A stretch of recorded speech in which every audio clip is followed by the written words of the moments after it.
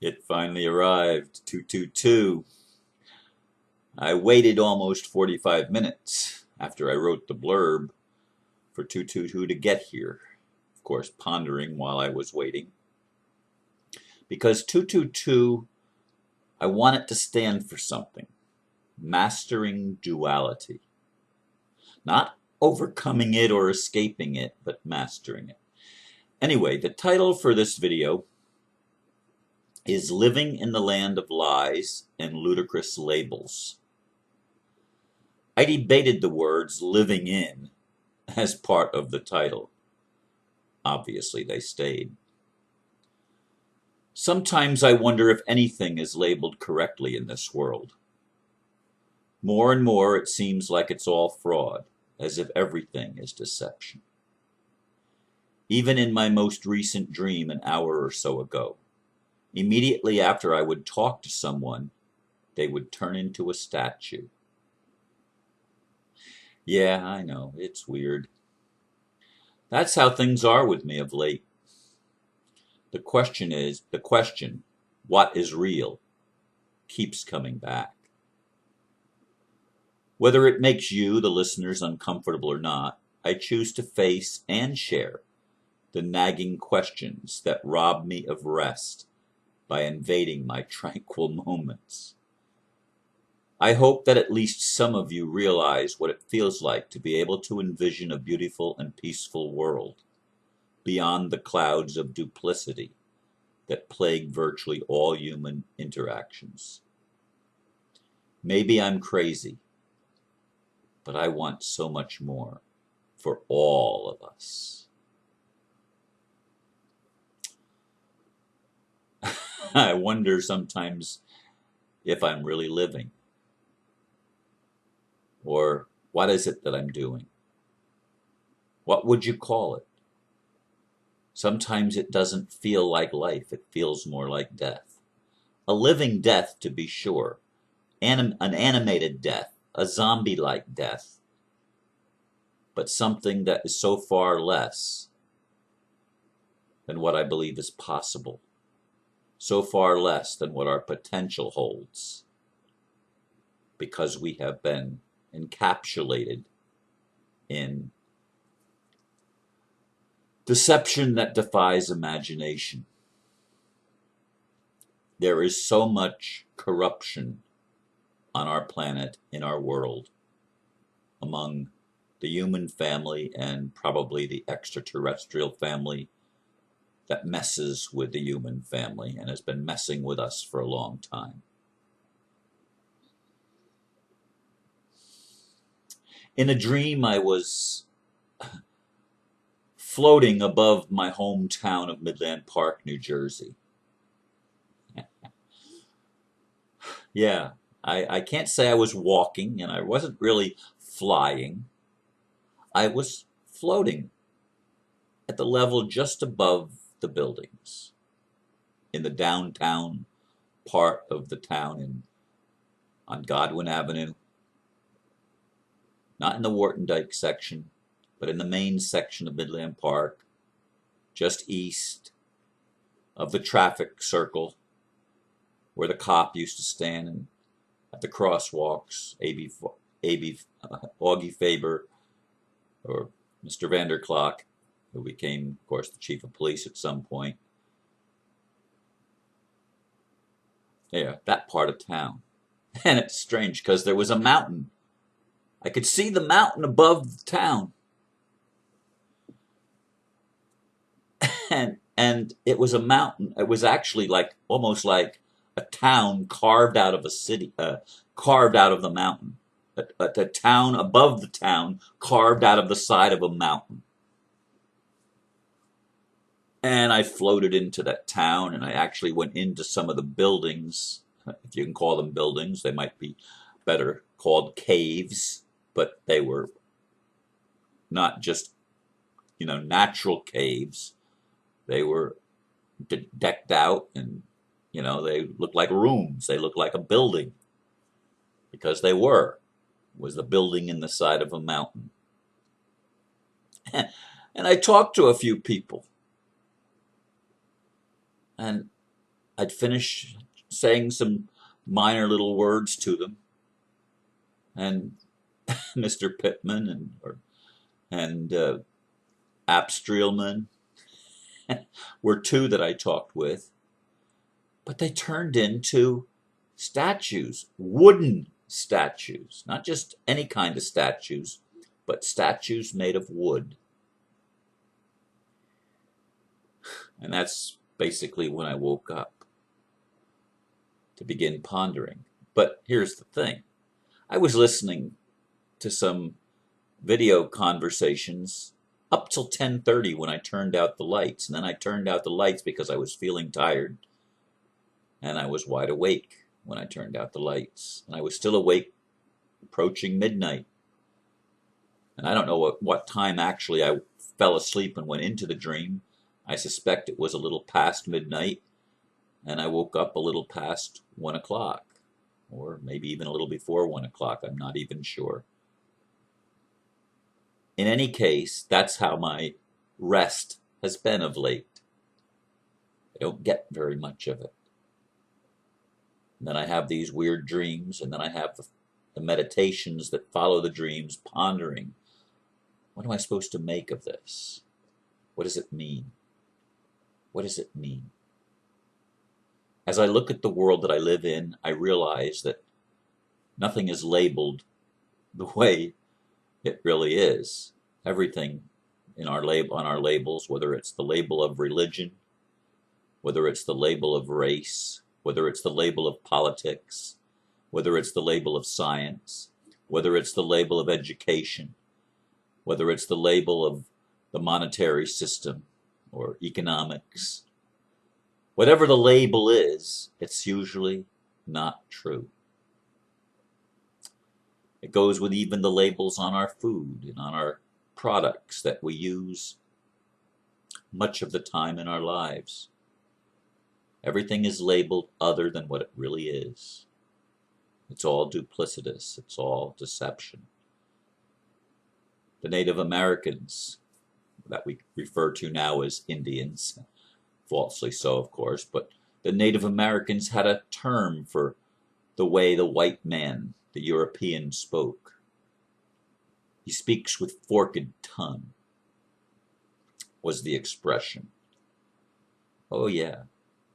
Would say one thing but mean exactly the opposite. That's our whole legal system. Our whole legal system is duplicitous. There's no justice. For them, it's just us. We make the rules. That's the justice system. It's just us. We're in charge, and we can do it any way we want. That's the way our government works. That's the way our institutions work. It's just us. We do it our way. And truth doesn't matter a bit. Law? What's law? Law is whatever we say it is. Yeah, that's the world that we live in. Folks, nothing is the way we've been told. We've been lied to all of our lives. And most of us will defend those lies that we've been told because they have become crystallized or materialized or concretized into a form that we believe is real. It's not real, but you can't convince most people that it's not real because it's all we've ever known, and so we defend it, sometimes even to the death, sometimes even to our own destruction. We keep defending the lie over and over and over again. We stand up for and stick to what we've been told simply because that's the way our parents said it was, or the government said it was, or the teacher said it was, whatever the authority figure. Well, they said this is the way it is, and I'm going to believe it. And so we die in our beliefs. We become statues, living one moment, but dead the next. Fixed in our form, fixed in the pattern of our behavior, fixed, unable to get out of the rut. In fact, most of the time, unable to even see that we're in a rut to begin with. Unable to determine the nature of our existence, the reality of our lives. And so we live desperate lives, always searching, always seeking, trying to reach the carrot dangled on a stick in front of us that is forever moved away before we can grab hold of it. And life and all of our dreams become elusive nightmares. We dream of pleasure and experience pain. We dream of bliss and experience sadness and disappointment. Why? Why is everything mislabeled? Why is everything a lie? Why do we speak to each other with forked tongue? Why can't we just tell the truth? Why can't we just love one another? Why can't we just stop? Stop for a second and look in the mirror, as the ambassador always says. Look in the mirror really, really deeply. Who am I? What am I? What am I doing here? What does it all mean? What's it about? Well, I know one thing. It's not about lying, but that's been what we've majored in. We've majored in wearing masks. We've majored in playing roles and putting on costumes and pretending and faking till we make it, but we never make it. All we ever do is fake it. Fake it, fake it, fake it. But don't you dare make it. But of course, we pretend that we make it. We've got a whole bunch of people that think they've made it. They believe they've arrived. But if anyone ever really arrived, wouldn't we all be able to also be there? If somebody actually got to where we were going, wouldn't that enable all of us to get there as well? Isn't there some kind of a formula that makes that work? That at least when the square root of 1% of the world's population gets it, shouldn't the rest automatically get it? Isn't that some kind of a law? Some kind of a scientific principle? The 100th monkey? What is true? What is real? What is it that we're supposed to learn on this journey that we call human life? What is it that we're supposed to discover about ourselves that we didn't already know? What is it that we're supposed to awaken to? How is it that we're supposed to become enlightened and know reality from fiction? When does that happen? Does it happen after we die? Can it possibly happen while we're still going through the throes of living a human life, a human existence? Can we really achieve ideals? Or are they just another carrot dangled on another stick that we cannot reach? These are the things that go through my mind as I ponder my strange dreams, as I ponder what it means to experience a period of time of a half an hour to an hour maybe, when I can't even put words together. I know the word and it escapes me. And some say that's a sign of a stroke, Ron, a mini stroke. Maybe it is. How fragile is life? How fragile is consciousness? How fragile is our existence? Do you know the answer? Because I don't. I believe, and I don't like the word believe, but I can't say that I know it yet. Because knowing to me is experiencing something as real. And what I experience as real is a belief, a belie. It belies the truth. Beliefs belie the truth. And so I believe that we're heading toward a better world. Sometimes that world seems tangible and real. Sometimes it seems almost like something forming out of a mist. Sometimes I'm running across the flowered field toward the beautiful princess whose arms are reaching out to me and my arms reaching back to her. But then I wake up and she's nowhere around. And I wonder, who am I? What am I? What is love? What is anything that we label? And do the labels have any meaning other than deception? Is anything ever the truth? Is anything ever substantial? Can we create a reality that is joyous and peaceful and harmonious?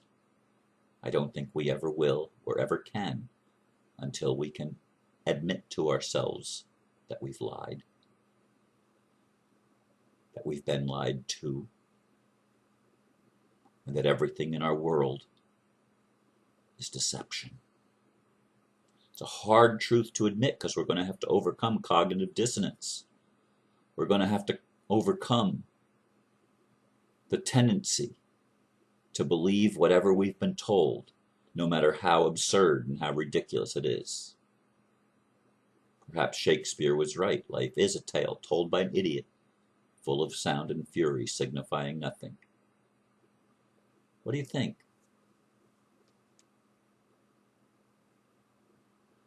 You know, I just noticed that the time had paused on the video and I lost about 2 minutes, but then it came back again. But my image was frozen. So I don't know what that means either. It reminds me of the statues or the people that I was talking to that became statues immediately after I spoke with them. Anyway, perhaps that's where I have to leave the message. So I do thank you for listening. Namaste.